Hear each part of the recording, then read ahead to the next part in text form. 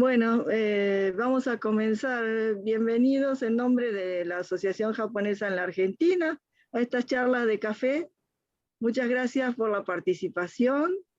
Y hoy tenemos a Fernando Kraft aquí con nosotros, a quien agradecemos su tiempo y de compartir su trabajo con nosotros.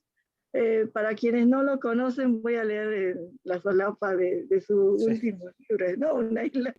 Es cineasta, periodista y escritor, estudió letras en la UBA, guión cinematográfico en el ENERC, colabora con Radar, el suplemento dominical de Página 12, y dirigió los documentales Beatriz Portinari, un documental sobre Aurora Venturini, 2014, Premio Argentores, El Volcán Adorado, 2018.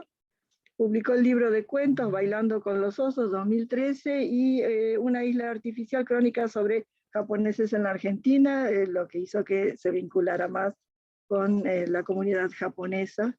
Y bueno, esta obra la presentamos en la asociación y creo que era un trabajo muy importante y necesario, ¿no?, para la colectividad también. Bueno, pero hoy nos va a hablar de Yasuo Inomata y del director de cine Ozu.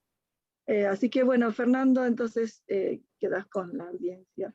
Todo tuyo. Bueno, Creo gracias. que puedes compartir pantalla y lo que necesites. Sí, buenísimo. Adelante. Voy a compartir pantalla. ¿Cómo están todos? Todes. Muy bien, gracias. Bien. Tengo que aprender a compartir pantallas así, ¿no?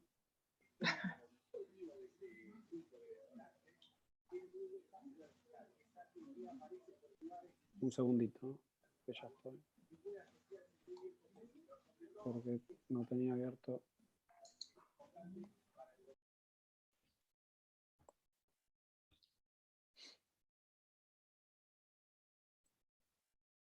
¿Se ve? No, ¿no? No.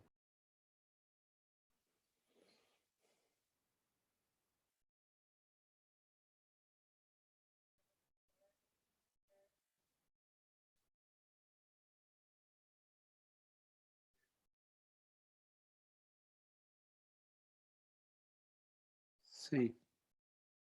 Pero no me aparece. Nosotros te vemos bien, Fernando, ¿eh? Sí, pero quiero compartir la pantalla y no me deja.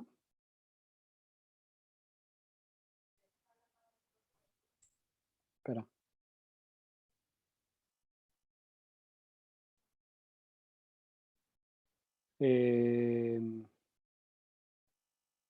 ¿Ahí se ve?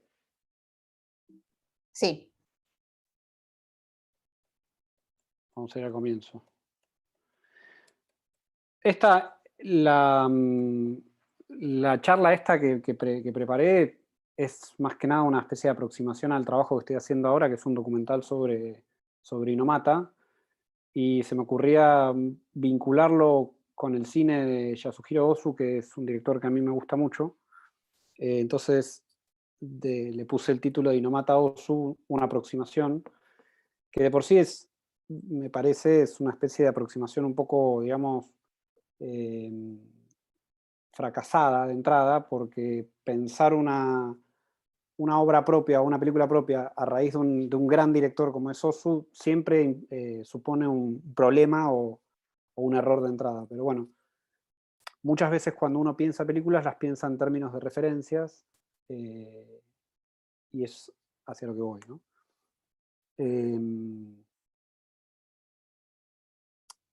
Cuando uno escribe un guión de cine,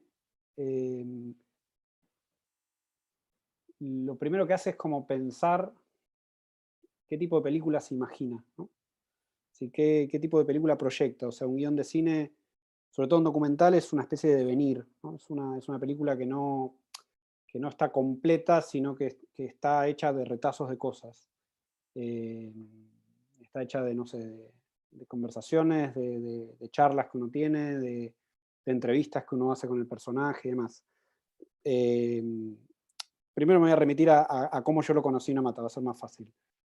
Como dijo Cecilia, yo estaba escribiendo un libro sobre japoneses en Argentina que se llama Una isla artificial, y uno de los personajes una de las crónicas, era sobre Inamata. Cuando yo lo conocí en una situación muy rara, que lo narro en la historia, que es que él me citó a una casa de una millonaria, de una persona con mucha plata, en el centro de Buenos Aires.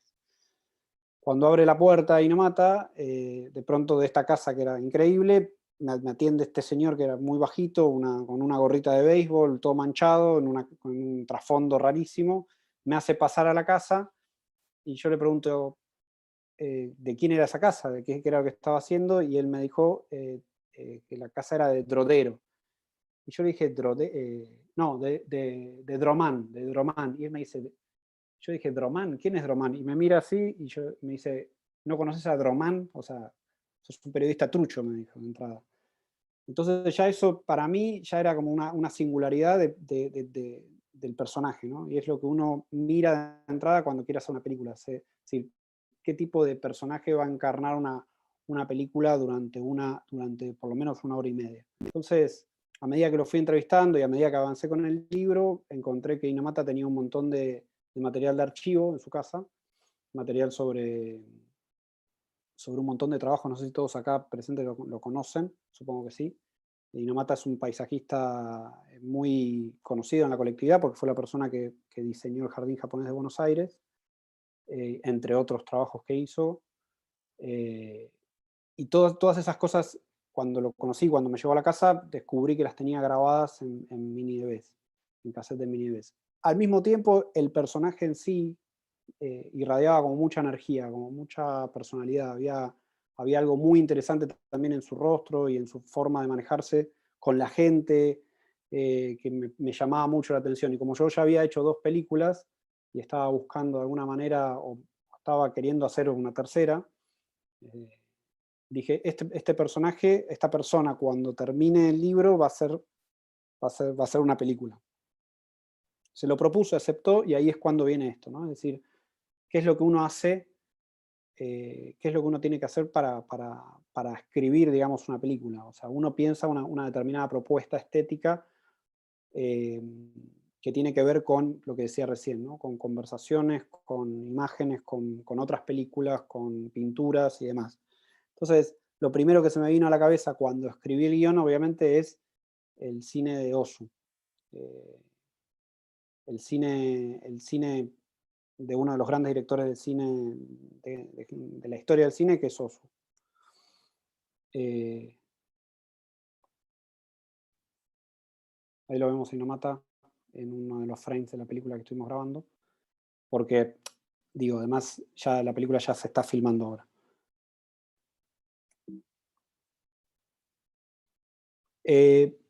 Antes que nada, para seguir avanzando en la cuestión Ozu, digamos, les quería preguntar a ustedes si saben lo que es el cine clásico, qué entienden por cine clásico, qué les remite el cine clásico. Pueden hablar, ¿eh? Pueden destrabarse y hablar. ¿Les remite algo el cine clásico? ¿Qué es lo que piensan cuando piensan en cine clásico? Un cine viejo, digamos, un cine histórico, un cine de otra época. El cine clásico no necesariamente es un cine que sea viejo, digamos, ¿no? Uno ve una película, por ejemplo, de Clint Eastwood que se estrenó hace poco, y es una película que los críticos o los directores de cine o quienes sean del mundo del cine consideran clásica. ¿Por qué, por ejemplo, Clint Eastwood, que es un tipo que hace cine ahora, hace cine clásico? En principio por una cuestión dramatúrgica, ¿no? O sea, las películas del cine clásico a la manera occidental, a la manera en la que nosotros estamos más acostumbrados, está basada en una estructura aristotélica de 3 actos, ¿no? En esa estructura aristotélica de 3 actos, lo que se plantea es un tipo de personaje. Hay un personaje que se le libera un conflicto, o un tipo de drama, una gente en general es una cuestión externa que le libera un conflicto interno, y a lo largo de la hora y media que transcurre una película, el personaje tiene que sortear un montón de problemáticas como para llegar a un final, a una determinada catarsis, es lo que se considera, lo que Aristóteles decía que al final pasaba, en donde el personaje de alguna manera se libera, tiene algún tipo de revelación o algún tipo de cambio. Esa estructura, así dicho a grosso modo, digo, estuvimos muy a grosso modo, es lo que define el cine clásico desde que empezó, desde que nació el cine americano hasta el día de hoy, ¿no? O sea, si pensamos, qué sé yo, en películas de Howard Hawks, o en películas de Billy Wilder, o en películas no sé, del gran momento del cine clásico, hasta si pensamos en una película de Spielberg, por ejemplo, E.T., tiene esa estructura, ¿no? Esa estructura. Es decir, que la estructura dramática en el cine clásico parte de esta estructura aristotélica en 3 actos, y el personaje trágico se define o se determina por su carácter, ¿no? O sea, lo que decía Aristóteles en relación a los personajes, sobre todo al personaje trágico, es que tienen esa capacidad donde uno se puede identificar, ¿no? O sea, son casi, digamos, como un estuche. Lo planteaba una especie de estuche, en donde cualquier persona en el mundo se puede identificar con ese drama, y no necesariamente porque el drama lo define, ¿no? O sea, uno se puede identificar por ejemplo, con el chiquito de T, y uno se puede identificar con el gran Torino de Clint Eastwood, y no tienen nada que ver los personajes, pero en su drama, como es universal, uno se puede identificar con ese carácter. Y básicamente el conflicto lo que determina es la trama. O sea, las películas clásicas tienen una trama que se desarrolla, en donde la acción es lo que determina la trama y el carácter es lo que moviliza la acción. Eso, muy a grosso modo, lo que es una estructura dramática del cine clásico, como para que pensemos, no sé, por ejemplo, no sé, en una película como Toy Story, una película que vio todo el mundo, es una película clásica, y no necesariamente es una película vieja, es una película clásica por su estructura dramática. Sí. Fernando, disculpas, permiso. Sí, claro. Te pregunto, ¿el cine clásico también puede ser aquel que perdura en el tiempo, que no pierde su valor, que sigue despertando el interés de diferentes espectadores de diferentes extracciones o del mundo, a pesar del tiempo? ¿Puede ser una película considerada clásica? Es que, por ejemplo, si pensamos, por ejemplo, no sé, en otros directores, como por ejemplo un director como, digamos, no quiero decir Godard, pero un director como Antonioni, es un director de cine italiano, que es un director de cine, podríamos decir, es un clásico del cine. Pero el cine que hace Antonioni no es cine clásico como lo entendemos o como se lo practica, digamos, ¿no? Por estas cosas que estoy diciendo, en relación a la dramaturgia, por un lado, en relación a la puesta en escena, que es lo que voy a hablar ahora. Pero, o sea, uno piensa, bueno, los grandes clásicos del cine que perduran, pero qué sé yo, un cine moderno como el que hacía Godard es un cine que perdura también, pero eso es un cine moderno. ¿Y por qué es moderno? Porque en principio rompe con esta lógica, digamos, dramática de crear un personaje, y porque también rompe con la puesta en escena que hace que haya un determinado personaje dramático avanzando en una película. Si me pongo muy abstracto, me avisan. Pero no es, digo, no sé, uno tiende a confundir a lo clásico como algo de toda la vida. Y una película como la que dije recién, Toy Story, es una película clásica, porque su estructura dramática es una estructura clásica. ¿Por qué? Porque construye un personaje dramático donde uno se identifica, donde el personaje es liberado de esta especie de acción, donde tiene que aprender una determinada, donde tiene que aprender algo en esa película y transformarse hacia el final. Ese sería como más o menos el cine que uno consume todos los días. Y después los grandes clásicos del cine, bueno, sí, El Ciudadano Kane, es una película que es un clásico, pero no es un clásico en su estructura, es una película clásica porque básicamente pateó el tablero. ¿Me expliqué bien? ¿Ahí? Bien. ¿Cómo se lleva a cabo, cómo se plantea, digamos, esta estructura dramática clásica con una puesta en escena? Que básicamente lo que hace es la puesta en escena. Me estoy con la ayuda de memoria, pero me estoy tapando con esta ventanita. O sea, la puesta en escena es la herramienta que dispone el director para crear las unidades mínimas de sentido, que es la secuencia. ¿Qué es una secuencia? Para que lo pensemos. Una secuencia son distintos planos unidos que crean un determinado tipo de sentido. O sea, el cine lo que creó es una narrativa, ¿no? Una narrativa, Hay gente que dice que el cine no tiene una narrativa o un lenguaje, sino que son planos pegados. Pero bueno, para ponerle algún tipo de nombre, es eso. Se creó una narrativa a través del cine donde la unidad mínima de sentido es la secuencia. La unidad mínima es el plano, en realidad. Cuando uno pega dos planos, empieza a generar algún tipo de sentido. Esa secuencia, como dije recién, se construye con planos de acuerdo a una puesta de cámara. Y la puesta de cámara se orquesta a través de algo que se llama el eje de acción dramático, que lo vamos a ver en el siguiente cuadrito. Estoy haciendo todo este pasaje como para que entendamos la importancia de Ozu, ¿no? Porque es necesario que entendamos mínimamente qué es el cine clásico, como para entender lo que hace Ozu, que es completamente distinto. Esto que ustedes ven en el mapita este que yo les muestro acá, es lo que se llama el eje de acción dramático. Ven que hay un personaje, lo que ven arriba, acá, no sé si ven mi flechita, ven esto es un personaje, digamos. Lo que vemos acá es otro personaje. En general, la unidad mínima, o sea, lo que se dice como lo mínimo del cine es el diálogo, ¿no? Dos personas se sientan a dialogar. Cuando se sientan a dialogar, se traza entre los dos personajes un eje. Ese eje se llama eje de acción dramático. La cámara en general se sitúa, como ven acá, de un lado. Si se salta hacia el otro lado, se está saltando el eje y el espectador perdería a un tipo de espacialidad.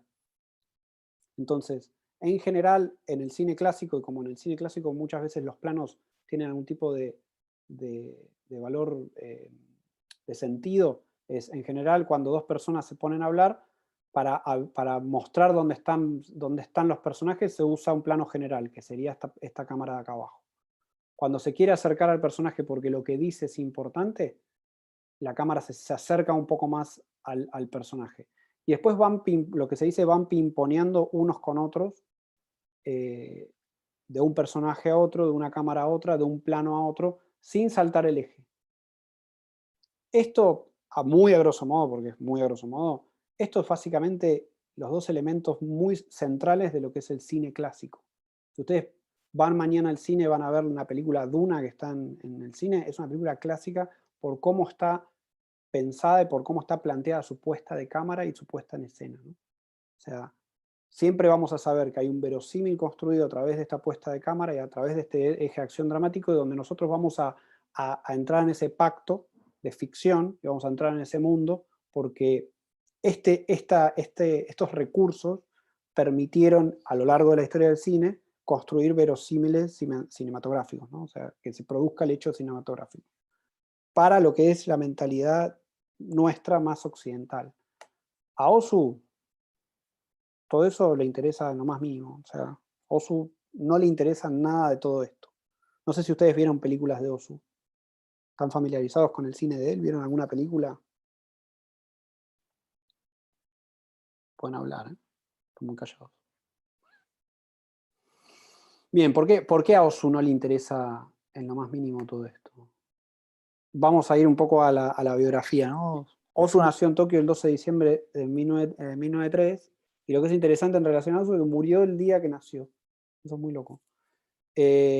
Como muchos de los chicos de sus películas, nunca fue un buen alumno. Estudió cine en la Universidad de Waseda y desde muy joven comenzó a hacer películas mudas. O sea, Ozu empezó a trabajar a los 19 años haciendo películas mudas en Japón. Para pensar el cine de Ozu, básicamente me centré en los libros de un crítico de cine norteamericano que se llama Donald Ritchie, que vivió muchos años en Japón, vivió casi 20, 30 años en Japón, y fue más o menos la persona que se encargó de llevar a Ozu a Estados Unidos, ¿no? de presentarlo a través de un libro de él que se llama Ozu. Y después escribió un libro sobre Kurosawa y también escribió un libro muy extenso sobre el cine en Japón, que se llama Historia del cine en Japón.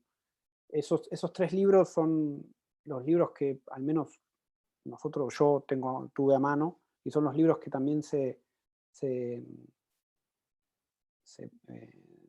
usaron para ver las películas de él. El otro libro que también circulaba mucho en una época es el libro de Paul Schrader, que es un guionista, que es el guionista de Taxi Driver, que se llama El cine trascendental de Ozu, y que eso es otro libro que también funcionó. Y hay un libro de Deleuze, que es un filósofo francés, que tiene 2 libros sobre cine, donde hay un capítulo bastante largo sobre Ozu en su segundo tomo. Pero bueno, volviendo un poco a la biografía, como para que entiendan quién es, Ozu nació en el 1903. Durante la guerra fue enviado a Manchuria y el regreso empezó como su periodo prolífico, ¿no? O sea, podríamos pensar que hay 2 grandes momentos en el cine de Ozu. Uno tiene que ver con el cine mudo, o sea, Ozu empezó a hacer películas en el periodo mudo del cine. Y a partir del regreso después de la guerra, y a partir de esta película que vemos acá, que es Late Spring, Primavera Tardía, cambia radicalmente el estilo y empezó a hacer un cine que es el cine que nosotros conocemos. Digo, cambia radicalmente el estilo muy entre comillas, ¿no? Porque Ozu siempre mantuvo una misma, digamos, estética y una misma ética con respecto a su cine. Pero empezó como a depurar el estilo que él tenía, ¿no? Empezó a hacerlo mucho más certero y mucho más preciso en las selecciones estéticas que él hizo. Esta es una de mis películas favoritas, que es Late Spring. Después, estas son otras de mis películas favoritas. Una es la de la izquierda, Historias de Tokio, y la otra es Good Morning, que me parece hermosa esas pelis. Pero bueno, ¿cómo podríamos definir la estética de Ozu en relación al cine de Japón, ¿no? Ozu,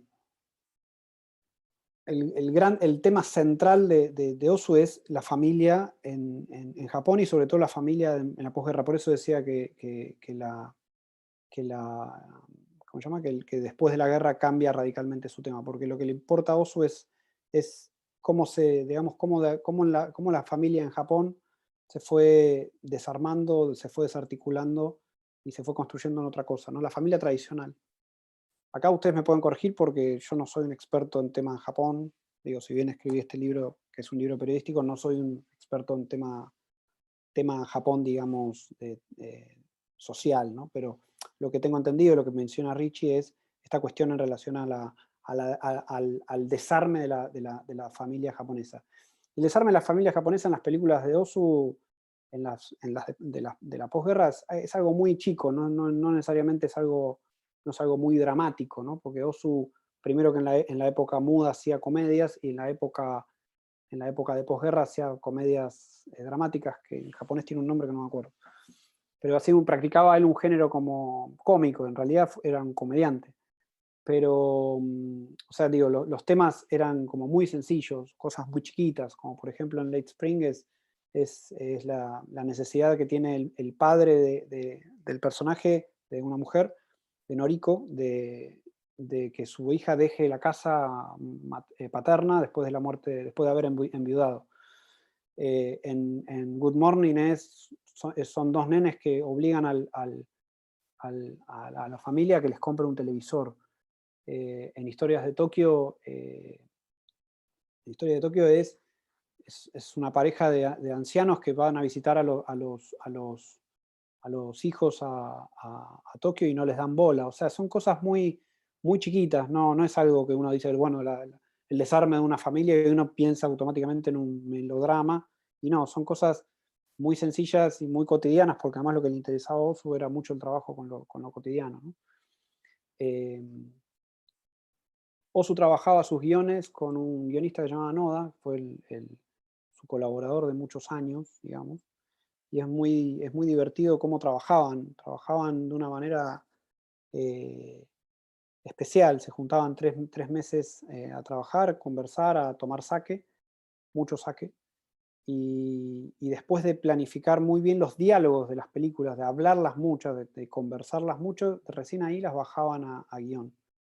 Y trabajaban 2 o 3 meses de corrido, quizás aislaban a una montaña, o iban a un hotel, o se juntaban en un bar en concreto, y cerraban muy bien el guión, que quizás el guión tenía, no sé, 200 páginas, que ahí les muestro unos ejemplos.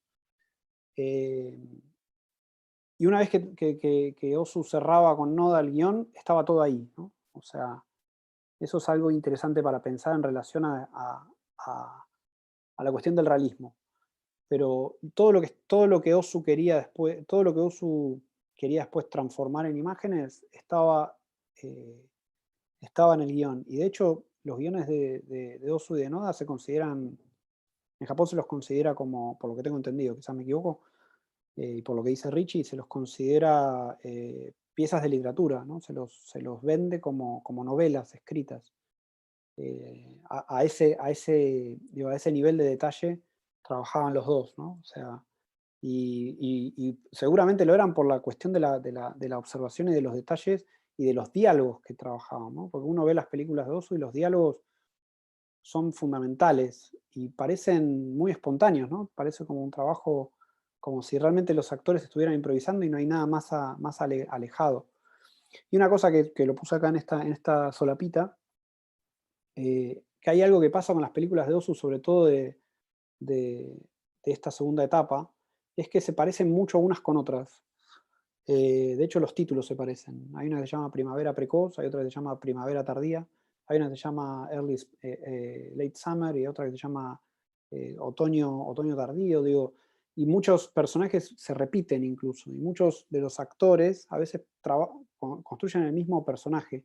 Y eso es algo que dice Noda, y es que Ozu y Noda muchas veces trabajaban, como dice acá, trabajaban releyendo sus propios guiones, como para inspirarse. Entonces, releían sus propios guiones y al mismo tiempo, por lo que dice Noda, había como una especie de sentimiento de nostalgia de la película que habían estrenado. Entonces, esa nostalgia se iba como traspasando de película en película. Incluso muchas veces lo que dice Noda es que muchas veces en los rodajes de las películas releían esos guiones de la película anterior.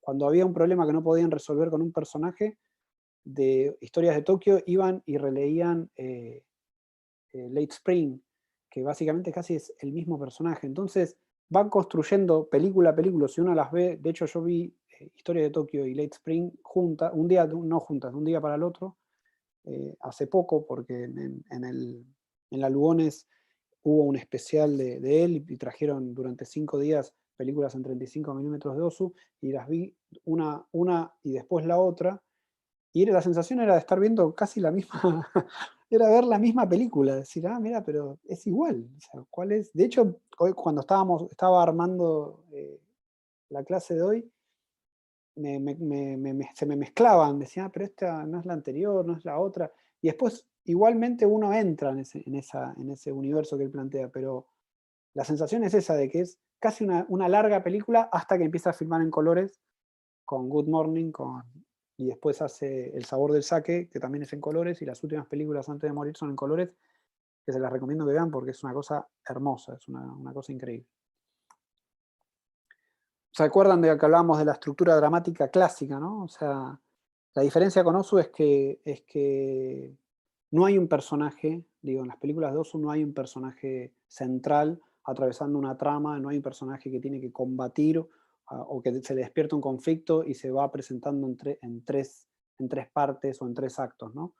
Las historias en Ozu se presentan como a lo largo del tiempo, y muchas veces el tiempo pasa incluso las estaciones cambian y aparecen otros personajes, y muchas veces se atomizan muchos, hay un montón de personajes que se van cruzando, y eso hace que, como dice Richie también, uno no se le presenten las cosas dadas de entrada, sino que uno tiene que entrar a esa película, ¿no? De hecho, acá yo puse, Ozu trabaja los diálogos sin presentar a los personajes, o sea, de entrada tira los personajes que están hablando.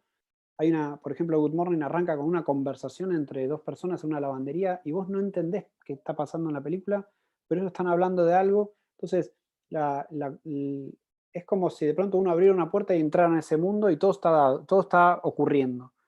Y no es muy distinto a cómo concebimos el cine clásico nosotros acá, ¿no? O sea, donde de pronto uno se tiene que atraer, o sea, el cine tiene que atraernos a nosotros hacia la película, digamos, ¿no? O sea, se nos presenta una manera, digamos, engañosa o un gancho como para que nosotros entremos en ese mundo. A Ozu no, o sea, si vos no entrás, te quedaste afuera.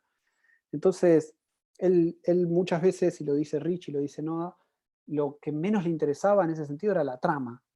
Y eso es una especie de espaldarazo, es darle la espalda por completo a esta estructura aristotélica o esta estructura clásica del cine, ¿no?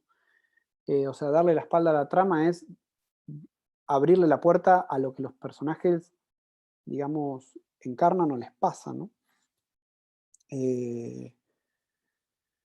Entonces lo que pasa al darle la espalda a la trama es que uno tiene que buscar el drama en los personajes. No es que las películas de Ozu no tengan drama, sino que uno lo tiene que develar y uno se tiene digamos, que poner en ese lugar de... O sea, la película demanda que uno tenga esa atención sobre los personajes. De pronto pasan 10, 20 minutos de la película de Ozu y uno tiene que hacer el esfuerzo para entrar en esa película hasta que entra. A diferencia de una película clásica donde uno queda como atado de entrada, ¿no? Y otra cosa importante que dice Richie en relación a Ozu es que no son caracteres, ¿no? O sea, no había nada que le molestara más a Ozu y sobre todo a Noda también, de pensar esta idea de la identificación, esta idea de que uno se identifica con estos personajes. O sea, ellos dos trataban a sus dos personajes como individuos, como personas, como personas con su individualidad. No es que de pronto ese mismo carácter uno lo podía traspolar a un personaje de una película de acción y lo podía traspolar a una película de otro estilo, digamos, ¿no? No están los 33 caracteres que menciona Aristóteles en las películas de Ozu. No, ellos consideran sus personajes en tanto individualidad. Y eso es algo que a mí me llamó la atención ahora filmando con Inumata, que era algo que hablábamos recién con Cecilia, ¿no? O sea, Inumata, como muchos de ustedes saben, nació en Japón y vino a la Argentina creo que a fines de los 60. ¿Fines de los 60? Bueno, vino a la Argentina creo que a fines de los 60 fue. Bueno, y él es japonés y al hacer una película con él, las preguntas que yo le hago mientras estamos filmando son preguntas muchas veces como por el sentido de las cosas, ¿no? ¿Por qué hace un determinado jardín? ¿Por qué toma una determinada decisión en relación a poner una planta en tal lado?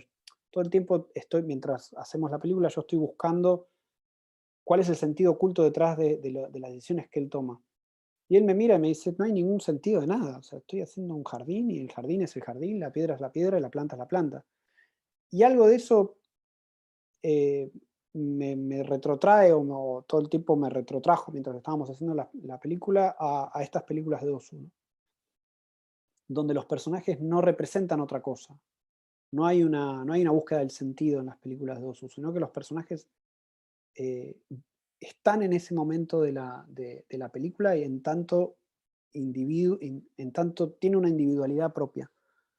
Y eso cuesta a veces entenderlo y lo digo y me cuesta entenderlo también, ¿no? Porque uno está muy atravesado por la hermenéutica y por un montón de cosas en relación al sentido y un montón de cosas en relación al cristianismo, un montón de cosas. Y a veces cuesta entender eso. Hasta ahora, ¿cómo vienen? ¿Estamos bien? ¿Alguna pregunta? ¿Dudas? Avanzo.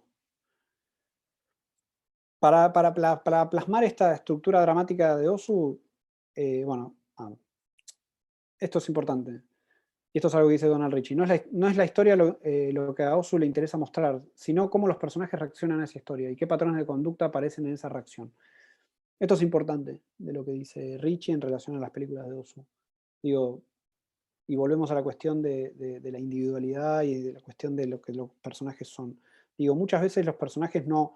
Lo que decía Aristóteles en relación a la acción es un personaje acciona, ¿no? Tiene un conflicto y acciona. En cambio, en las películas de Ozu no accionan, sino que las cosas pasan y los personajes liberan patrones de conducta. O sea, reaccionan de determinada manera y lo interesante o lo que le interesa a Ozu mostrar es cómo esa reacción se va desparramando a lo largo de la película.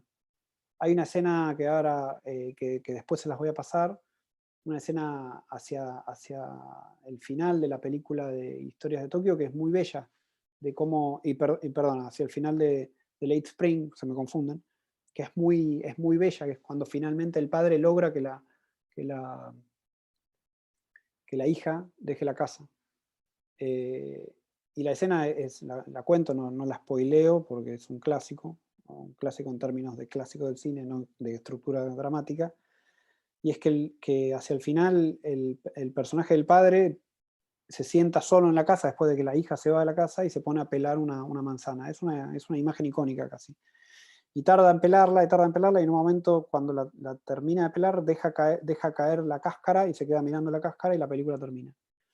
Ese patrón de conducta con respecto a lo que hace el personaje, o sea, durante toda la película Ozu fue hacia ese lugar, digamos, ¿no? O sea, toda la película funciona, toda la estructura que planteamos durante toda la película funciona para que ocurra eso.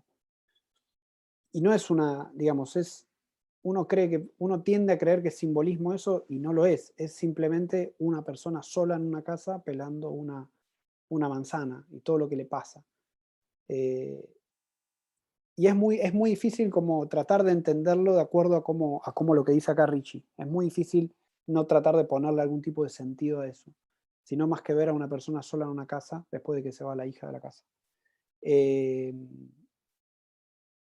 Bien. Acá hay algunos ejemplos de cómo Ozu planteaba su puesta de cámara. Y acá, bueno, ejemplos de los guiones que escribían con Noda, que obviamente yo no puedo leer porque no sé japonés. Y acá plantas, a la izquierda son las plantas de las casas. Otra cosa importante en relación al cine de Ozu es que en general se dan interiores. O sea, la casa japonesa, que ahora vamos a hablar, la casa japonesa es el set, digamos, de las películas de él. Y en general se salta de la escuela a la oficina a la casa tradicional, ¿no? Son los tres lugares donde las acciones de las películas se desarrollan. Y en muchos casos lo que hacía Ozu era construir esas casas, digamos, y que eran tradicionales. Tenían dos tatamis, dos mats, un baño central, una cocina, y alrededor de eso se plantaba la puesta de cámara. ¿Cómo es la puesta en escena para Ozu? Bien.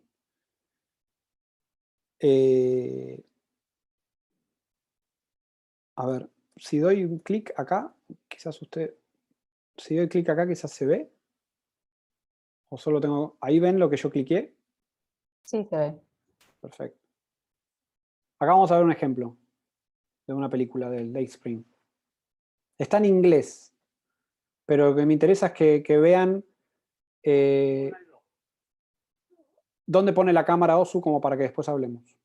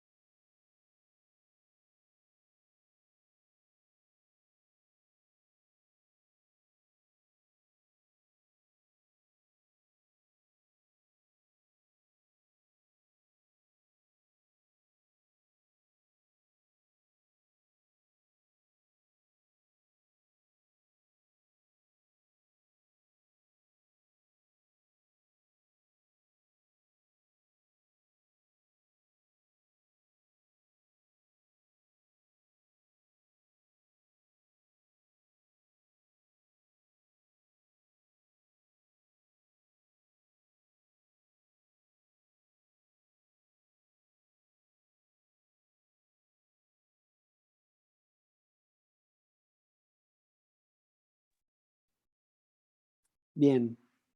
¿Se escucha? Bien.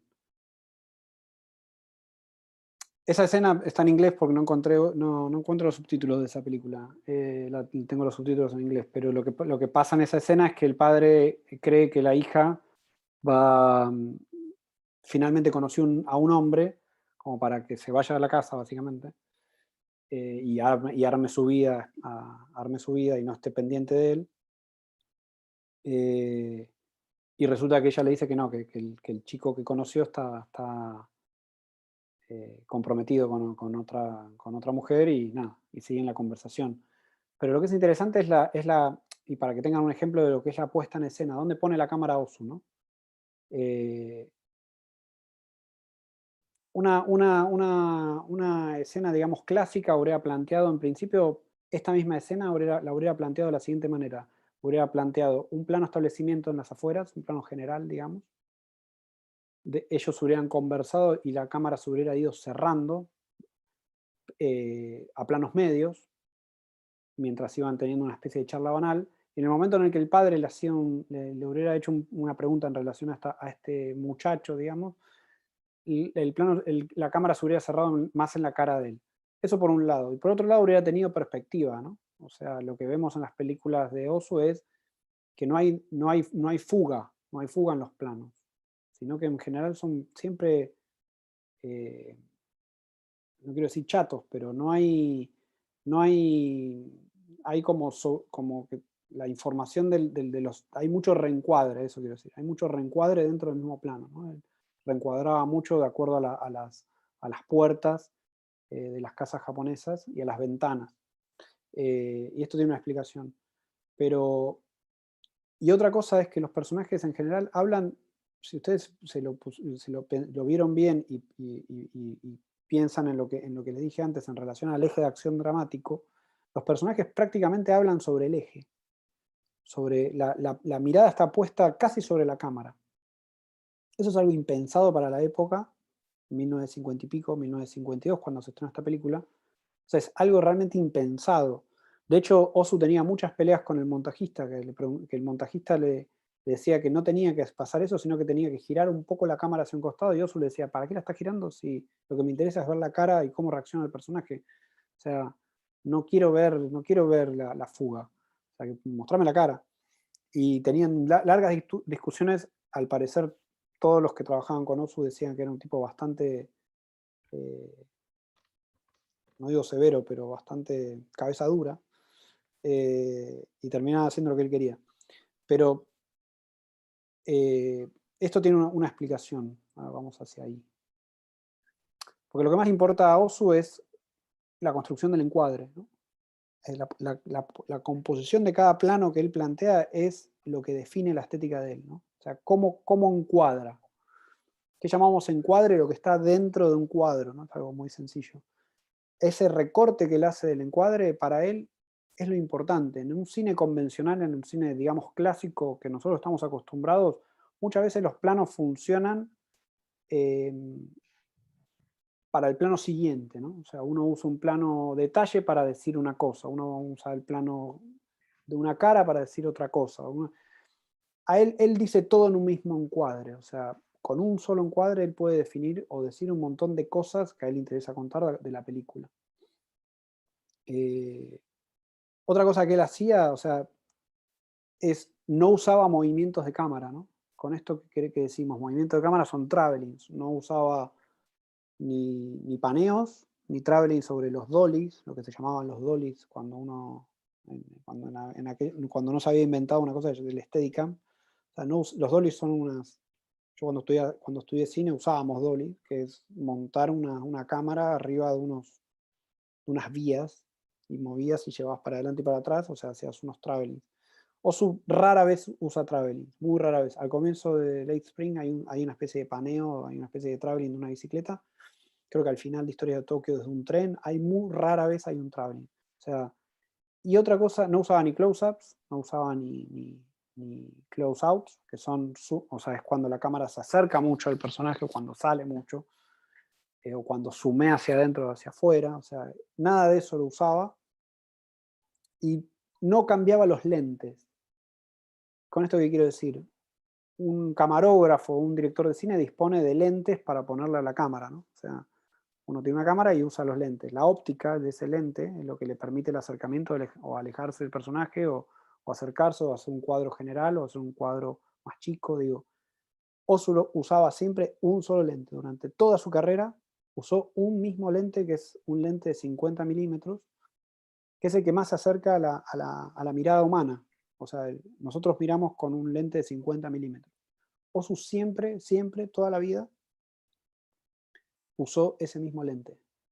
Y otra cosa importante es que no hay eje, o sea, lo que dijimos recién.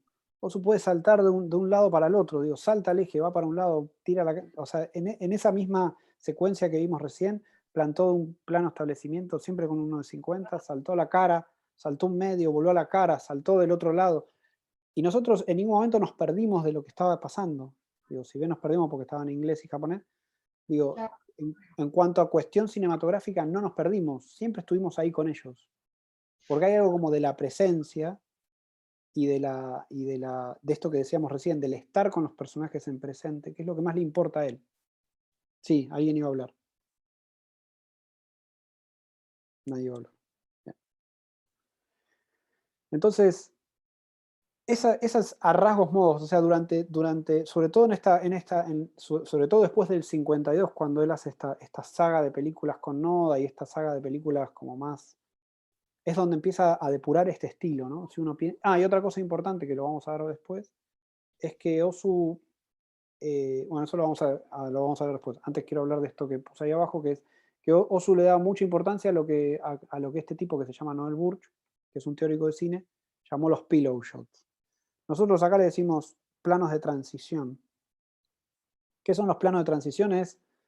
De pronto hay una conversación, como planteamos recién al principio, ¿no? Dos personas conversan y de pronto hay un plano de un auto o de no sé, o de un negocio que nos permite saltar a otro lado, ¿no? Eso se le llama plano de transición. Lo que en lenguaje de literatura diríamos, bueno, ¿cómo podríamos llamarlo? No sé, como los adjetivos o como los adverbios, como los circunstanciales, ¿no? O sea, esos planos de transición para Osu son súper mega importantes. De hecho, acá hay un videito que lo vamos a ver, que son, porque él los entiende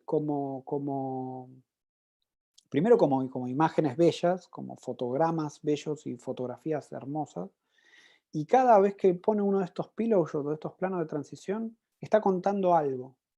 Está contando o la modernización en Japón, o cómo se modernizó Japón, o cómo de pronto un personaje quedó solo en una casa, o cómo de pronto el tiempo pasa, o cómo las estaciones cambian, o cómo de pronto dejó de ser invierno y pasó.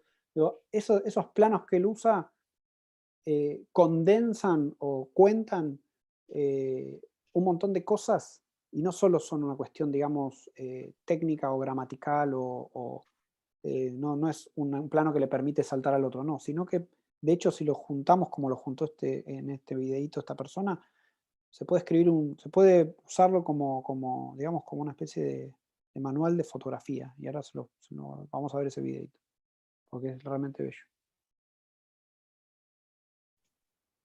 Bueno, me salta un comercial de móvil. Vean lo que son.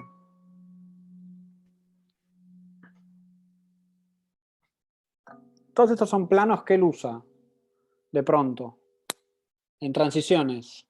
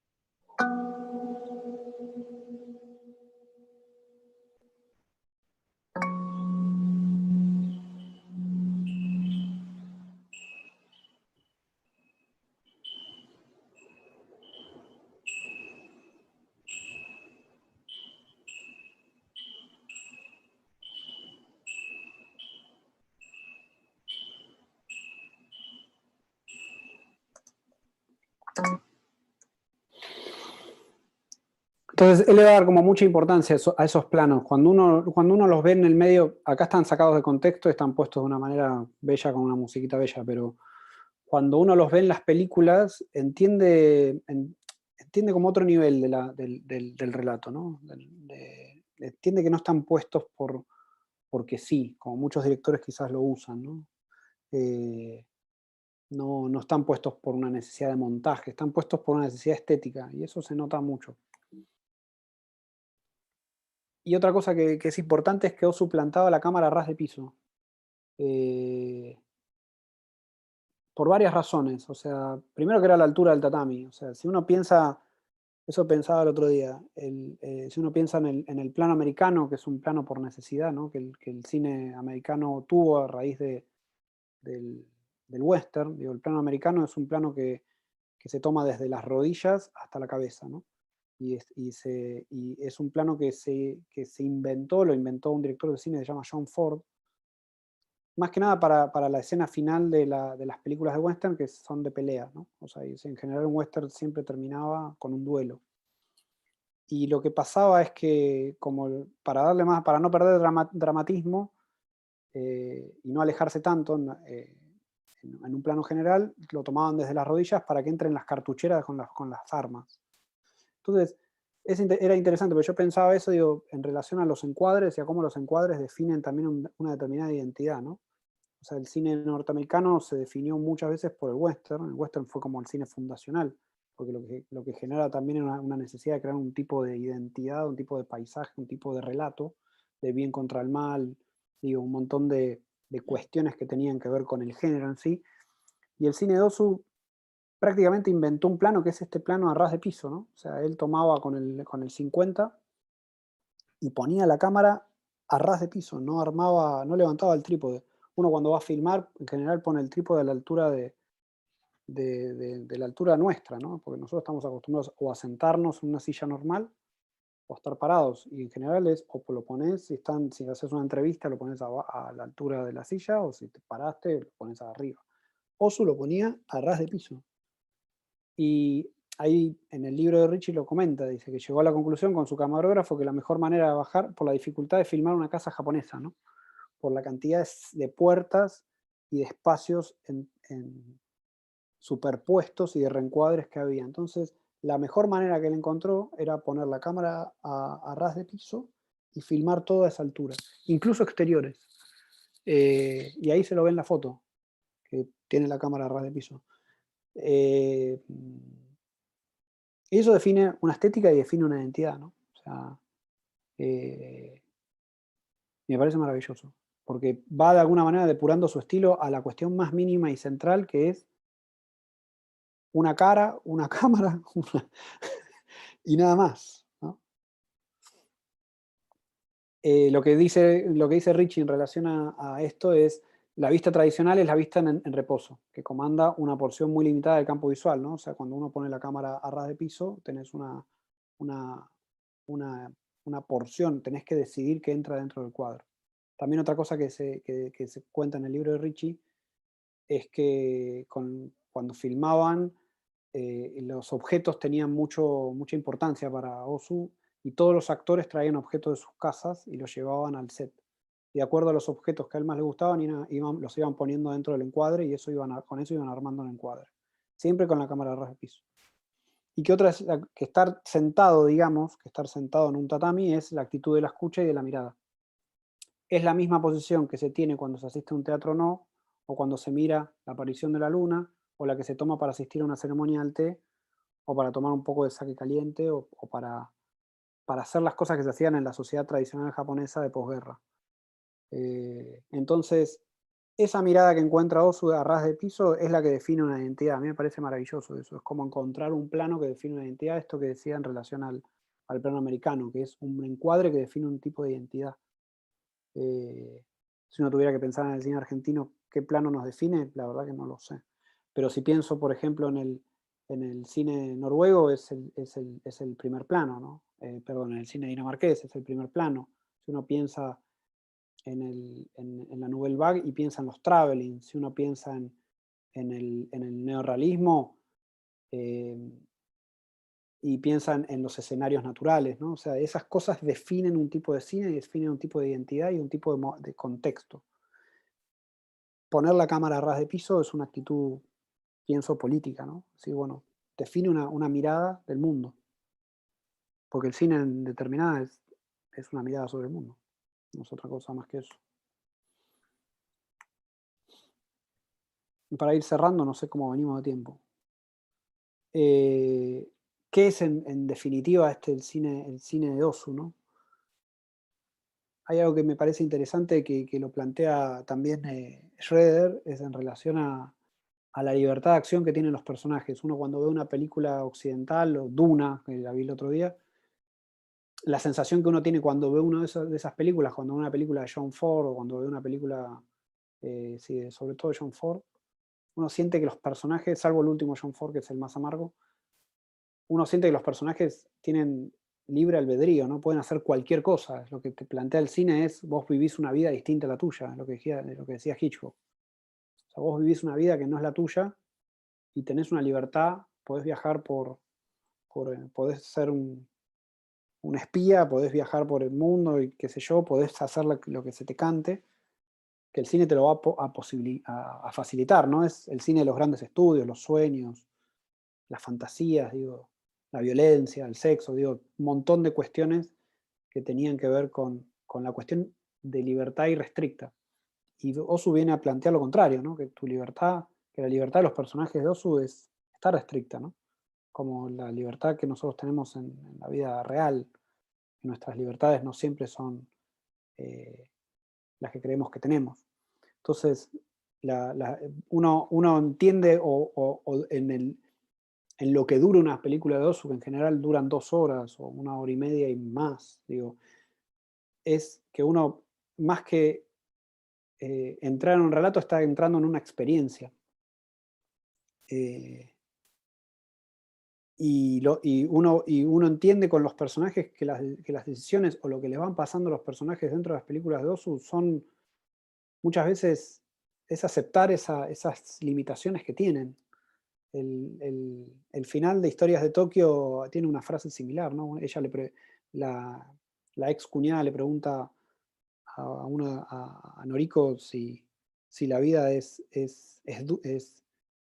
la vida es dura, y ella le dice que sí. Si la vida es dura, sí, la vida es dura.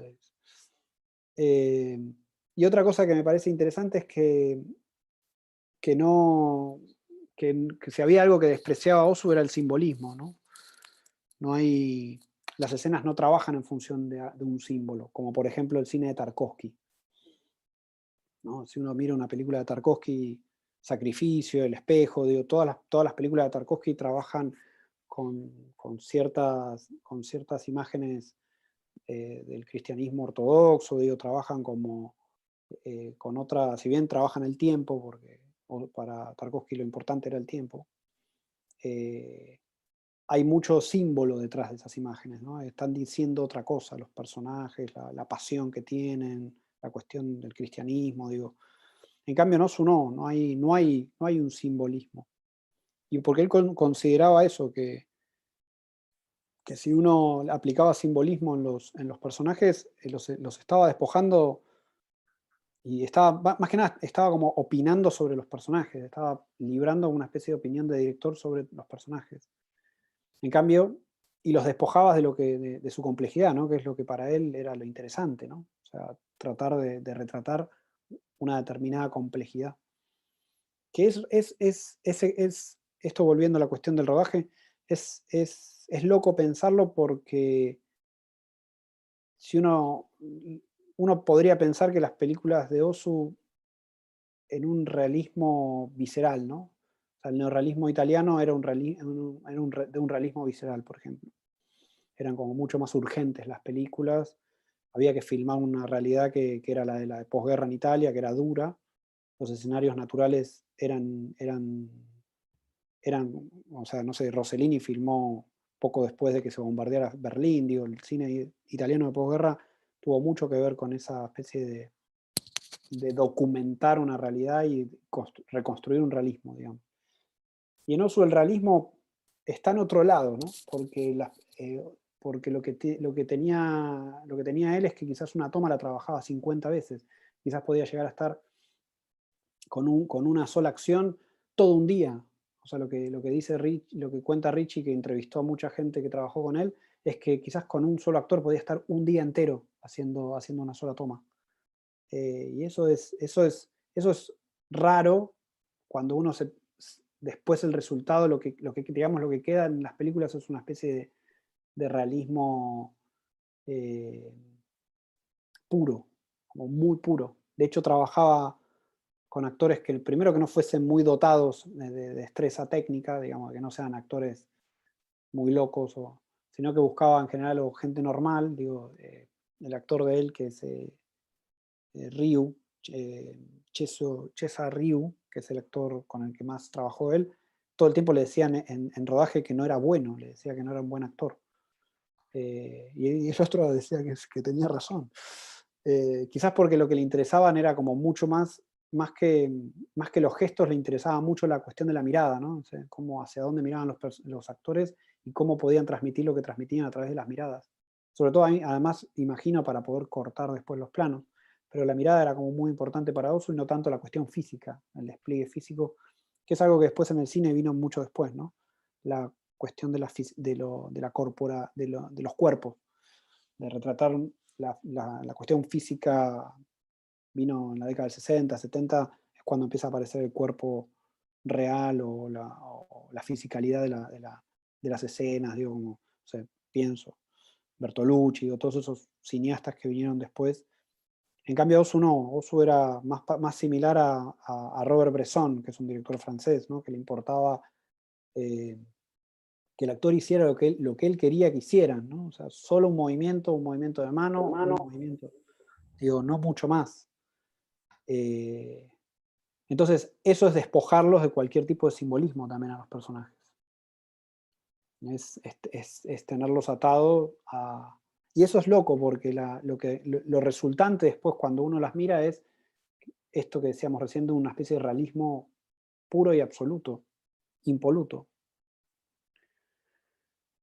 Y lo que termina diciendo Richie es, al no haber una conclusión formal y al mismo tiempo al ser el formalismo una de las claves de su cine, porque son muy formales las pelis, nos sentimos empujados hacia una especie de infinito, ¿no? Sentimos que la película, como la vida, puede durar para siempre. Y eso es lo que pasa, o sea, es como que uno abre esta puerta, entra en el mundo de Ozu, entra en el mundo de historias de Tokio, y al final, cuando esos dos viejitos están mirando la playa, cierra la puerta y la película podría seguir por su cuenta. Bueno, después, ¿qué fue lo que pasó post-Ozu? Para quienes no lo conocen, que probablemente todos los que están acá lo deben conocer, en una encuesta de Saitang-san. Es interesante esto de lo que pasó con el cine, con Ozu en relación a la historia del cine, ¿no? Porque Ozu en el 52 se da como un boom del cine japonés en el mundo. Esto lo cuenta Richie en el otro libro. A través de Rashomon, la película de Kurosawa. Rashomon gana, creo que el Festival de Venecia o el Festival de Cannes, creo que fue Venecia. Y explota el cine japonés y se da como una especie de camada de cine japonés en el mundo, entre los que están Kurosawa, Mizoguchi, Kobayashi, hay un montón de directores, después el que trabajaba con Ozu se llama Imanura es, bueno, Oshima después más tarde, digo, pero en ese boom que se da entre Kurosawa, Mizoguchi y Kobayashi, en el mundo explota el cine japonés y ganan un montón de festivales, y digo, hay un montón de... Y Ozu no, Ozu era muy conocido en su país, era muy famoso, de hecho sus películas se veían un montón, la gente, pero había como una especie de traba, ¿no? Como, porque se lo considera como el más japonés de los cineastas japoneses, por estas cosas que estuvimos hablando recién. Pero lo raro también es que Ozu, en principio, despreciaba o no le gustaba el cine japonés de preguerra, no le interesaba cuando hacía películas mudas, no le gustaba ese cine. Y de hecho miraba mucho cine americano. Y se vestía a la manera occidental, con sombrerito y con saco y traje y demás. Y en algunas películas llegó a filmar con un seudónimo occidental, como creo que era James Mika, creo que no me acuerdo el nombre, pero filmó con un seudónimo occidental. Y es rara entonces esa especie de ambivalencia, ¿no? Que hay entre lo occidental y lo oriental, digo, como, sobre todo en el cine de él. Y que no haya, digo, el cine de Ozu se empezó a hacer como más, se lo empezó a mirar más y se lo empezó a valorar más afuera de Japón, a través de cineastas sobre todo, y de otros directores que lo empezaron como a seguir o a homenajear. Entre los que están acá, yo los mencioné acá, Wim Wenders, Wim Wenders es un director alemán de la posguerra alemana, y Chantal Akerman es una directora belga, que en su cine se puede rastrear mucho el cine de Ozu. Wenders, incluso, acá puse el link, pero no lo vamos a ver porque es un poco largo. Wenders, de hecho, hizo un documental que se llama Tokyo Ga, en donde él viajó a Tokio a buscar el Japón de Ozu. Y se encuentra con un Japón totalmente distinto al del 50 y más cercano a, digamos, al Japón de la década del 70, el del milagro japonés, ¿no? De todos modos, entrevista a Ryu Yosa y entrevista al camarógrafo. La película está buenísima. Si la encuentran, véanla. Y después, el cine japonés revisitó, me parece, en algunas películas, como Un asunto de familia, la de Koreda.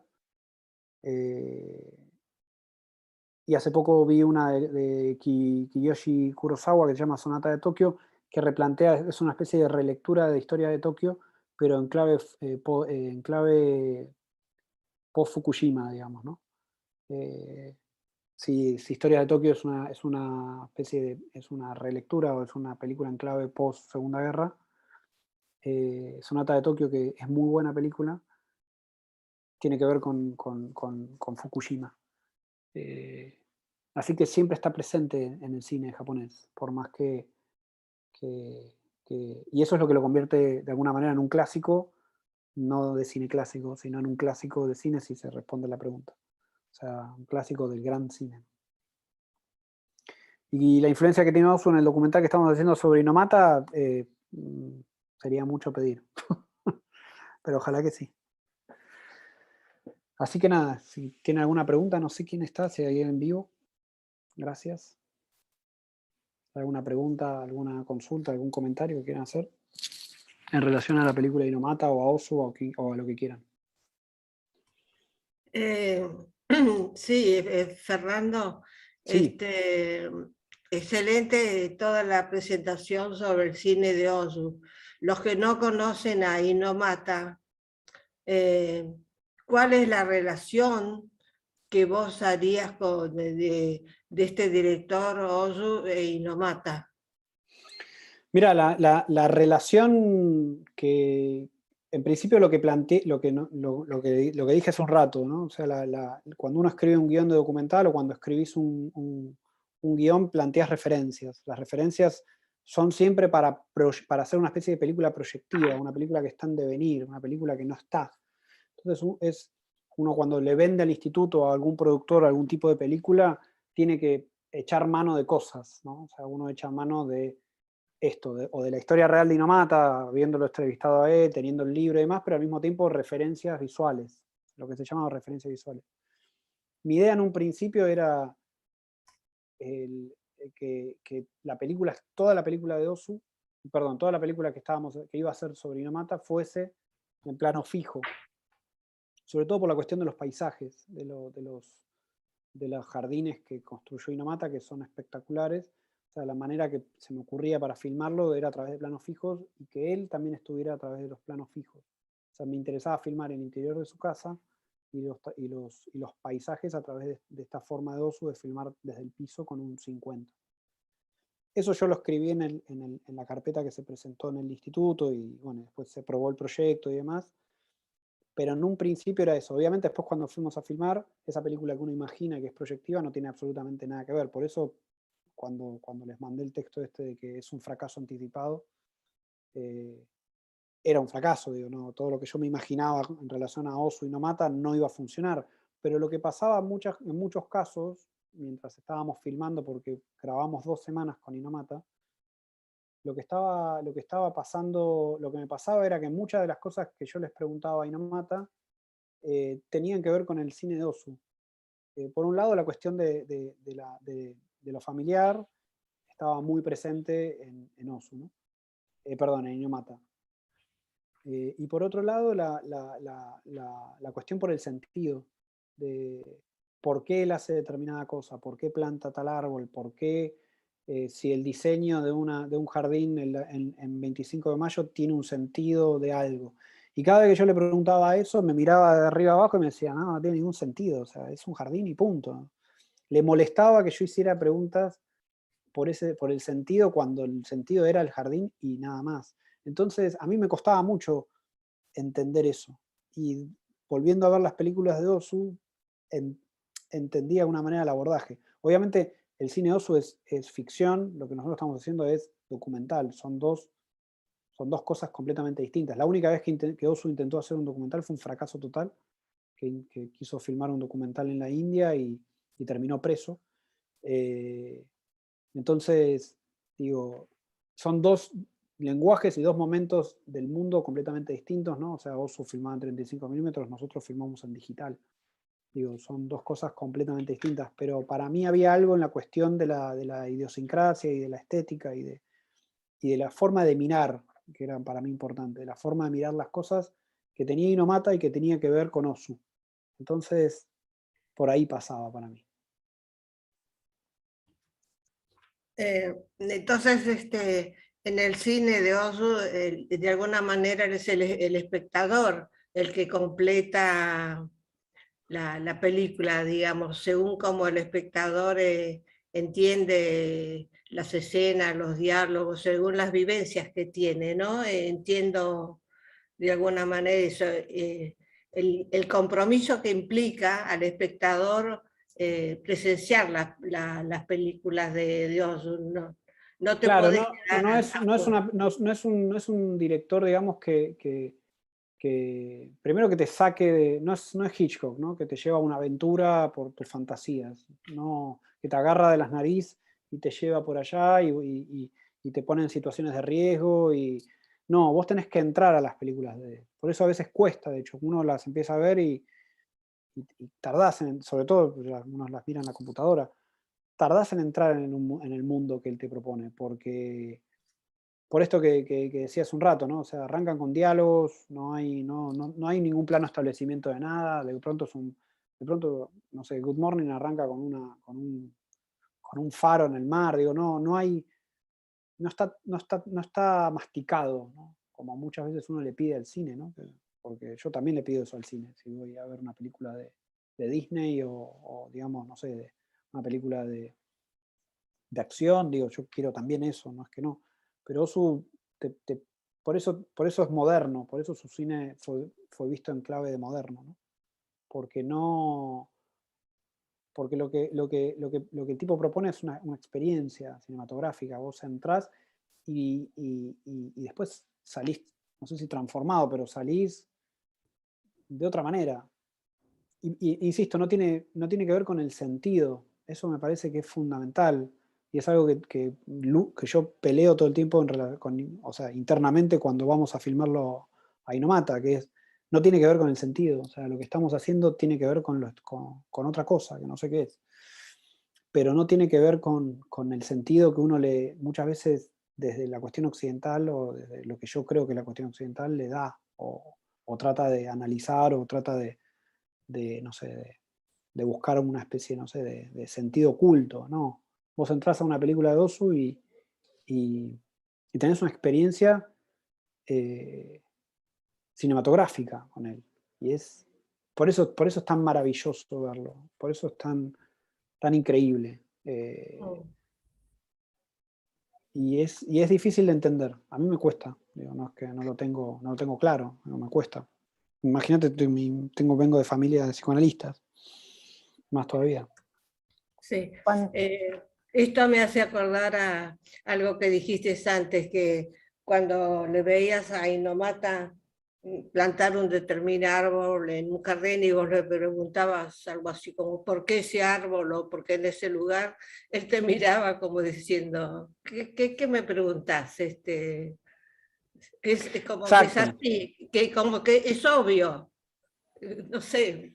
Es como, es algo que está ahí. De hecho, sí, hubo una secuencia con Inumata cuando estábamos grabando que él estaba como obsesionado con mostrarnos unas piedras en el jardín, en la fiesta de la flor. Y era como, la historia es muy linda porque él nos contaba, y con otras personas que están en Escobar, nos contaron obviamente la historia del Jardín Japonés de Buenos Aires y la historia del Jardín Japonés, de cómo hicieron el Jardín Japonés en Buenos Aires sin Escobar. Y hay como todo un trasfondo que es muy interesante y que tiene un par de historias que están buenas, y que ellos fueron a buscar piedras. Y yo digo, ¿fuiste a buscar piedras a dónde? Digo, te fuiste hasta Córdoba, hasta Catamarca, recorrieron toda la Argentina, y me imaginaba la situación de 3 japoneses, o sea, un japonés, 2 hijos de japoneses, y la señora, uno de ellos era hija de alemanes, en un, no sé, creo que me habían dicho que era no me acuerdo qué auto, pero un auto de la época normal, década del 70, recorriendo Córdoba, Catamarca, Salta y un montón de pueblos más, buscando piedras. Nada más buscando piedras. Y yo digo, pero si eso, si eso uno le busca el sentido y lo lleva a Europa, uno piensa automáticamente en el mito de Sísifo, ¿no? O sea, el sentido de la piedra, la carga, esa carga que uno lleva, que Sísifo lleva hasta la montaña, y es un peso, y esa es la existencia y demás. De hecho, Camus, el escritor francés, escribió un texto que fue como la clave del existencialismo y demás. En cambio, estos no, o sea, no lo pensaban en esos términos. Yo creo que ni lo pensaban. Fueron a buscar. Cuando lo fuimos a filmar a Escobar, al predio de la Fiesta de la Flor, que son casi 7 hectáreas, enorme, íbamos caminando con Inumata, que tiene 82 años, de una punta a la otra, solo para ver esa piedra que él había llevado, y estaba afuera. El predio estaba lleno de gente que venía de todo el lado del mundo para estar en una fiesta que a él no le importaba. Lo único que le importaba a él era que yo viera esa piedra, y cuando llegamos, siempre la pregunta que me sale de entrada es, ¿y por qué elegiste esta piedra? Y él me mira diciendo, porque sí, porque está buena, porque es linda. O sea, me cuesta a veces entender eso.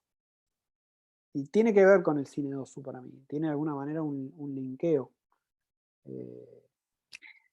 Perdón, con respecto a lo que decís de no entender, me parece una linda analogía esto de la mirada de un niño, ¿no? Como cuando estás mirando una escena, cuando un niño mira una escena que incluso tiene que ver con la altura donde está la cámara, también a un niño le cuesta entrar qué es lo que está viendo que pasa entre los adultos, ¿no? Entonces, pensarlo de esa manera, como una mirada más ingenua o más contemplativa, también parece interesante. Y bueno, pero por eso en las películas de Ozu siempre hay chicos, y los chicos de las películas de Ozu son siempre un poco rebeldes, siempre son o se pelean con los padres. En Good Morning, esta que decíamos, se pelea con los padres porque quieren los 2 hermanitos quieren una que les compren un televisor y los padres no, porque no, eso cambiaría toda la dinámica tradicional japonesa. Y de hecho toda la película tiene una especie de leitmotiv que son los pedos. Los chicos se van tirando pedos, se empujan la cabeza y se tiran pedos unos con otros. Es una película así, y es una película de Ozu. Es muy loco. O sea, y tiene algo de eso, tiene algo de esa cosa del despojo, pero al mismo tiempo, cuando muchas de las películas de Ozu terminan siendo dramáticas, ¿no? Porque lo que les pasa a los personajes, o estos patrones de conducta, como dice Richie, que tienen los personajes dentro de una película de Ozu, muchas veces son esto que decíamos también, la restricción de la libertad. Es como aprenden, si es que la palabra es aprender, pero tienen como ese tipo de experiencia de que no todo está, de que no todo es tan fácil, digamos, ¿no? Y eso que son comedias.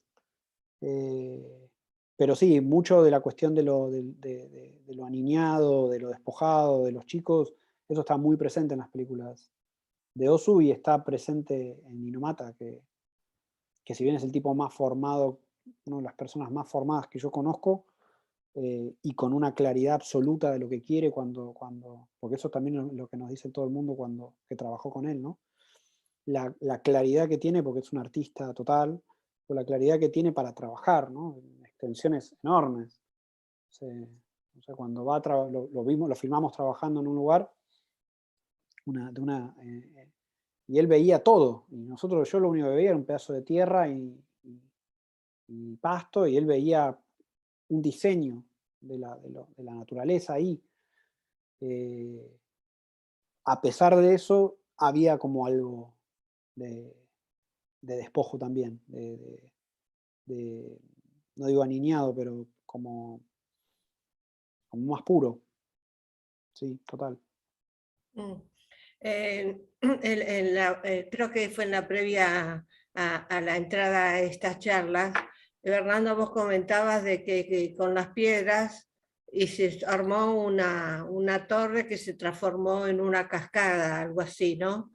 Entonces yo me imagino con la forma irregular que tiene cada piedra, que no son para nada simétricas, pero su mirada hace que él la vaya eligiendo y tiene la capacidad de ver cómo encajar una con otra, el equilibrio que pueden hacer y que no se caigan, no sé, una ley, toda una ley física de peso, de equilibrio, que no sé, es la práctica, es intuitivo, no sé, me parece maravilloso que vea algo, lo recoja y sepa cómo después encajarlo, en este caso en una cascada, ¿no? Una piedra sobre Era otra. lo que le contaba a vos y a Cecilia.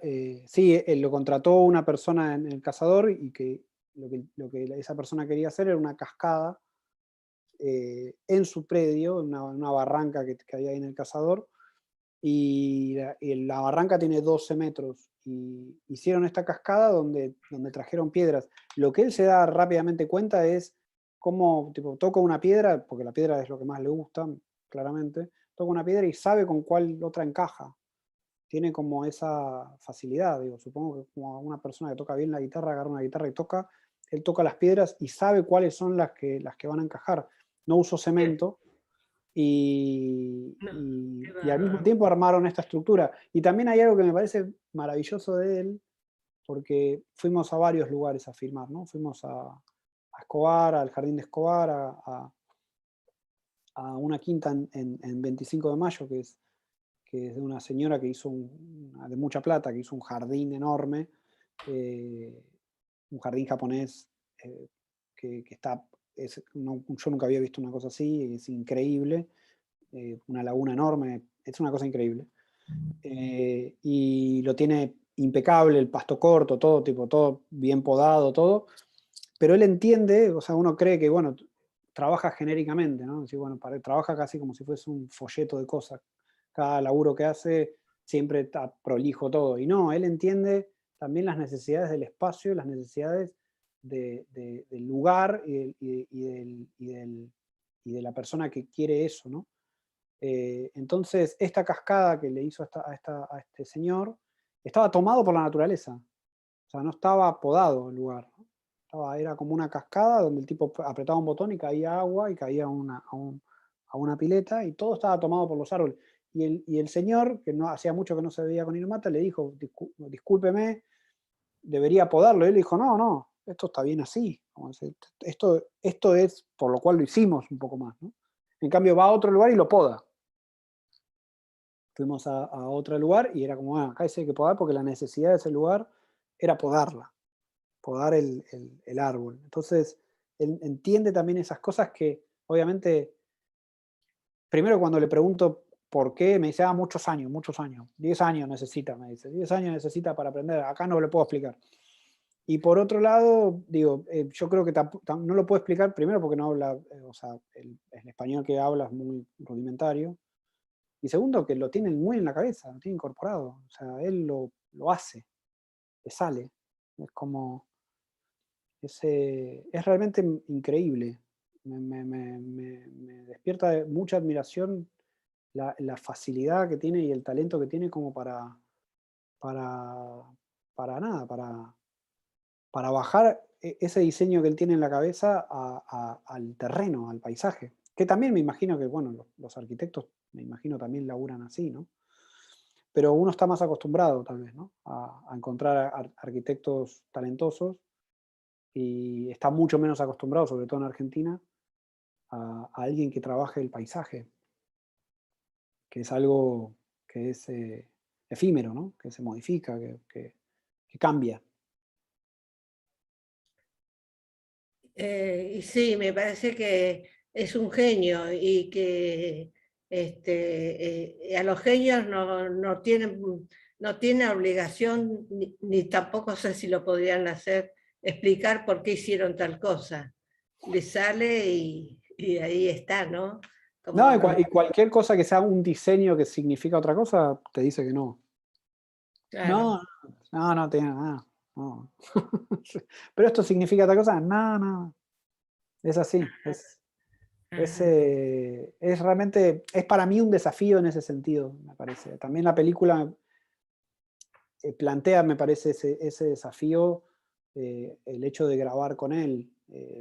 Primero que al principio él no entendía muy bien qué queríamos hacer, yo creo que tampoco nosotros lo sabíamos, porque un documental uno lo va buscando, a diferencia de una película de Ozu que está escrita de pe a pa y es una pieza literaria, un documental, o al menos lo vas buscando en el transcurso, ¿no? O sea, vos vas filmando, vas viendo cómo reacciona el personaje, vas encontrando una historia que querés contar o no querés contar, y es distinto el proceso. Entonces, toda película es un desafío per se, pero acá el desafío es aún mayor por la cuestión,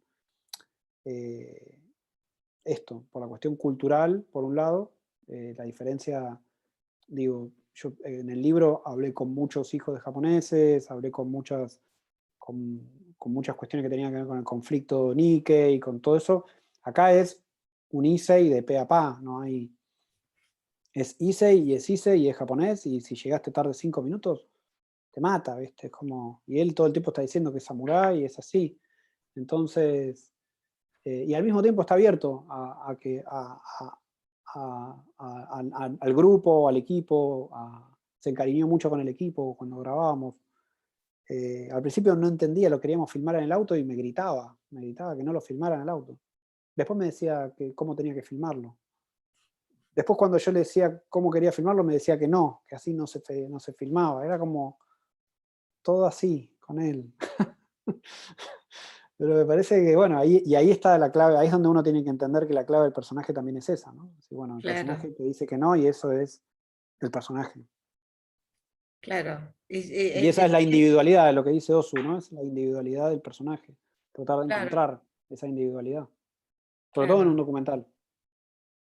Sí, a medida que vas relatando esto de Inumata, se entiende muy bien por qué lo relacionás con el cine de Ozu, ¿no? Y Sí. con todo lo que explicaste de cómo manejaba la cámara y cómo discutía con sus camarógrafos, etc.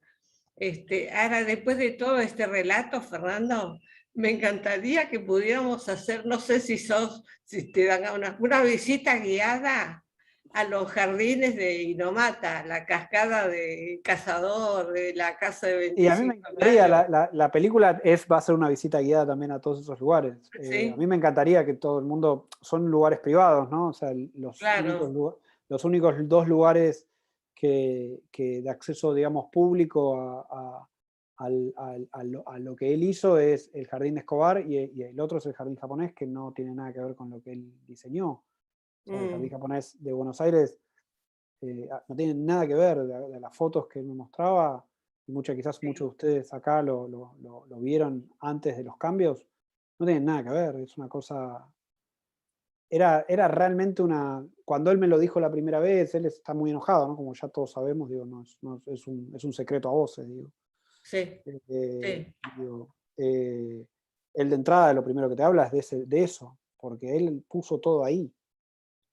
Y bueno, la historia, digo, las cuestiones históricas, digo, hicieron cambiar y bueno, lo que ya sabemos. Pero era otra cosa, era realmente un jardín zen. Era realmente un Totalmente. jardín zen, claro, era un jardín zen.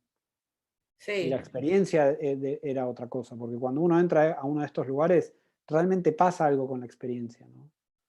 Por eso digo que la cuestión, uno a veces hace muchas preguntas por el sentido, por qué, pero cuando entras a esos lugares, tipo cuando entras a un jardín, cuando entramos al jardín de Telmo Hisaki en Escobar, que es el más chiquito de todos los que él hizo, y es un poco el padre de todos los otros jardines que hizo, porque fue el primero que hizo, algo pasa, no sé qué es, pero algo pasa ahí, que supongo que es algo que también es algo que te pasa también cuando uno presencia una ceremonia del té y digo, son otras cosas. ¿No? Cuando uno medita, digo, es algo que tiene que ver como con eso. Quizás es un poco, digamos, orientalista de mi parte pensarlo así, pero algo pasa. Algo realmente pasa ahí. Y es lo mismo que los pillow shots de Ozu, esos planos de transición que usa Ozu, que no son porque quiere decir algo, no son porque los usa para tal cosa. Los pone porque algo pasa en la película, que no puede explicar, pero él nos los pone. Y eso te termina de cerrar la experiencia, esos planos de transición que usa. Cuando uno los ve en la película decís, qué linda imagen, y de pronto es algo en relación a lo que viene pasando con los personajes, a estos patrones de conductas que van teniendo y demás, aparece un plano de esos en el medio y algo te pasa. Algo te pasa en relación a cómo vos conectás con la peli. Y Ozu lo sabía. Por eso es un crack. Sí, hay una carta que Inomata escribió a algunos miembros de la colectividad japonesa pidiendo, no sé si ayuda o alguna mano, para que todo lo que él hizo en el jardín japonés vuelva a ser como él lo diseñó. Porque el jardín japonés, bueno, la gente argentina que va a visitar el jardín no tiene por qué saberlo, pero por una necesidad comercial y poder lucubrar mejor con el espacio, lo han transformado mucho al jardín y seguramente que perdió mucho, no sé si un 50 o más por ciento de lo que Inomata diseñó. Y me imagino que para él, más que dolor, debe causarle indignación. Sí, Que no es del dolor que él pide que se revea eso, sino por la indignación que le da a cómo han banalizado, digamos, toda la estructura del jardín japonés. y sobre todo la cuestión con la piedra, con la placa que tenía su nombre, y la cuestión con las piedras, digo, vuelvo con la cuestión de por qué es tan importante la piedra para Inomata y para los jardines japoneses, Claro. que digo, yo no lo sabía, digo, leí dos libros sobre jardines japoneses para el libro y para la película y demás, insisto, es algo que ni en los libros lo encontrás, no entendés por qué es importante una piedra. Digo, uno va al río de Córdoba y hay un montón de piedras. Digo, son lindas, te encantan, qué sé yo, pero el valor que tiene para un paisajista una piedra es muy importante. Es como, es algo, realmente es casi, no quiero usar la palabra sagrado, pero casi, es como esto que de ir caminando de una punta a la otra a mostrarme una piedra. Y yo cuando le pregunto, me dice, es que la piedra queda, o sea, los árboles se secan. Dice, pero la piedra queda. Entonces, lo que quiero es que pongan la placa, o sea, porque la piedra es lo que queda. Y él mira digamos, mira las texturas de una piedra, las toca, qué sé yo, y la piedra es lo que para él hay un sentido de lo bello en esa piedra. Así como para los románticos alemanes, ver una montaña tiene el sentido de lo sublime, lo bello. Para nosotros hoy en día, no sé, ver un atardecer es bello. Para él, tipo, una piedra tiene sentido estético. Entonces, que se haya sacado una piedra, creo que todo lo otro, sí, para él le da mucho, pero eso es como una especie de espina en el corazón, Sí. realmente, lo de la piedra. Así que sí, la carta nosotros la filmamos y demás, y bueno, es un tema que, digo, es un conflicto interno, digo, mío en relación a qué contar con la película y demás, pero el personaje lo cuenta todo el tiempo y no hay manera. No hay manera de que eso no esté presente en lo que el personaje dice. Todo el tiempo está hablando de eso. Eso es lo más importante para él. Y me parece que, qué sé yo, digo, si tiene o no razones, ya es otra cosa, pero me parece que nada, que debe haber sido duro para él, digo, lo pienso en esos términos, porque además hizo un laburo inmenso y no cobró un sope, digo. O sea, trabajó completamente gratis, a voluntad, como trabaja alguien que trabaja con un sentido estético, digamos, ¿no? Por las cosas, un artista. Que no piensa en el salario, piensa que se termine. Está bien que Innomata labura porque le gusta laburar también, pero además acá laburó de más. Y realmente hacer ese trabajo es duro. Pero bueno, eso se verá con el tiempo, ¿no? Digo, con el tiempo, cómo se desarrolle, porque cuando uno también se mete en un documental de estas características, que es distinto a hacer una película, digamos, de entrevistas, donde uno filma una semana, tiene las entrevistas, se edita y listo, donde uno va haciendo un seguimiento del personaje, es interesante ver qué es lo que pasa también en relación a eso, ¿no? Qué cosas despierta la película en el personaje y qué cosas despiertan las otras personas. Yo digo personajes por un vicio, pero digo, qué impacto va teniendo el hecho de hacer la película en la gente cercana y en la cuestión, digamos, social que rodea al personaje. Y esto es un tema importante. De hecho, la carta un poco la escribe estando nosotros en el equipo cerca, porque todo el tiempo se le despiertan todas esas cosas. Claro, claro, claro. Fernando, ¿y tenés Sí. idea para cuándo estará tu película y la podamos ver? Y yo estimo que va a estar para el año que viene, fines de año, espero. No, Ajá.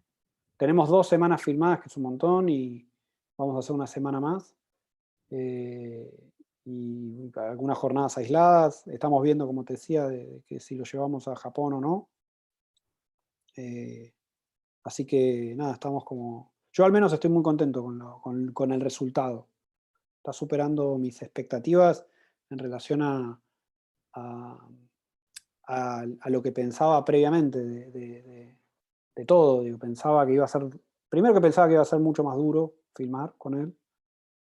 Y en la primera semana lo fue, pero la segunda, por suerte hay apoyo de la familia, digo, la esposa, los hijos, digo, están todos muy dispuestos, nos están ayudando a nosotros para que la hagamos. Así que en ese sentido estamos como bien encaminados, digo, ¿no? Y entramos en una zona para filmar que es donde podemos probar cosas, donde podemos proponer cosas para hacer y,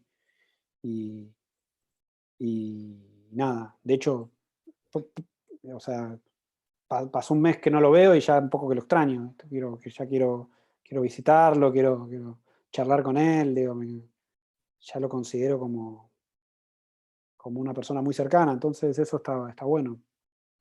Eso está bueno, pero bueno, supongo que estará como para fin del año que viene, con suerte, y sin suerte también. Si no pasa nada raro, esperamos que el año que viene esté. Bien, muy bien.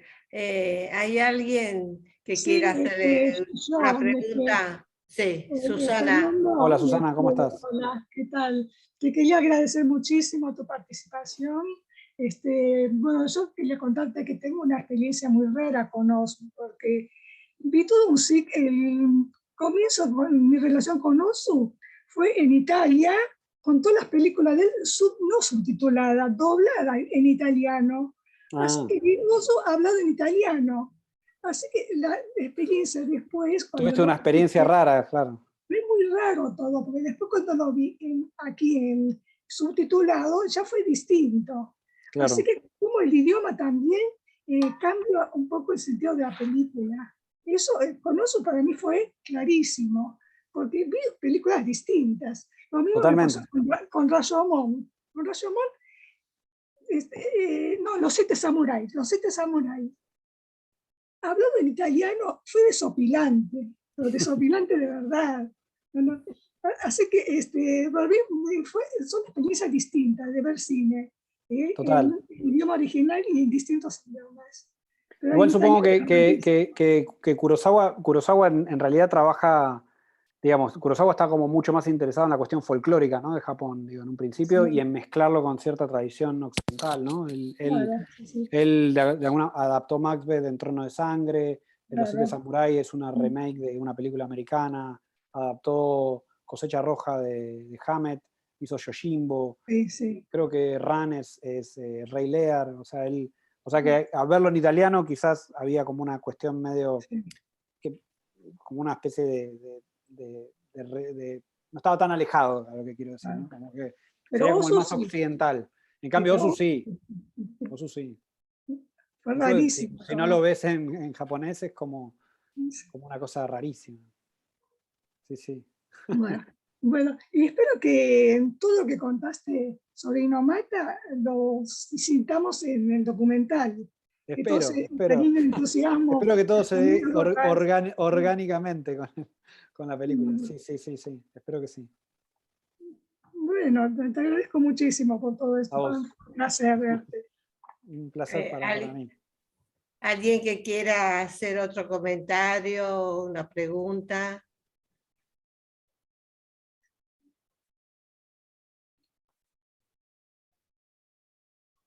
Bueno, no hay nadie más.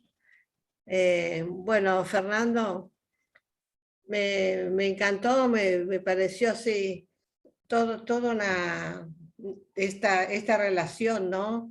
Entre Inumata y el cine de Ozu, que no tenía tanta información como la que estás presentando. Me hace entender mucho por qué se juntaron en tu cabeza, ¿no? Estos dos personajes, y me parece genial esa aproximación que estás haciendo. Así que te agradezco mucho por toda la información que nos estás dando y tu presencia acá, y el que nos estés anticipando la película que vamos a ver a mediados o a fin del año que viene. Así que la vamos a esperar con muchísimo interés. Les agradezco a todos los presentes por estar acá en esta charla, y les quiero anunciar la próxima charla. No sé si Pablo, nuestro operador, puede mostrar el flyer. Bueno, es un personaje, como podrán ver, es un personaje. Es un personaje que vive en Tucumán, se llama Tamiji Kanazawa, vive en Tucumán, muy feliz. Bueno, y este es su aspecto. No conozco detalles de la vida de él, pero ya de solo verlo podemos imaginar lo interesante que puede ser escucharlo hablar a un samurái feliz en Tucumán. Así que están todos invitados el próximo martes a escuchar a Tamizi Kanazawa. Y les aclaro, como siempre, que las charlas son gratuitas, pero los que quieran colaborar con el bono contribución estaremos muy agradecidos. Así que los esperamos el martes que viene. Nuevamente, muchas gracias, Fernando, por tu presencia. Bueno, gracias a ustedes por la invitación. Espero no haber sido muy reiterativo. No, interesantísimo. Muchas gracias, Bueno, Fernando. gracias. Y Muchas gracias, Pablo, nuestro operador. Gracias, Claudia, que es la diseñadora de los flyers. Bueno, hasta el martes. Nos vemos. Chao, gracias.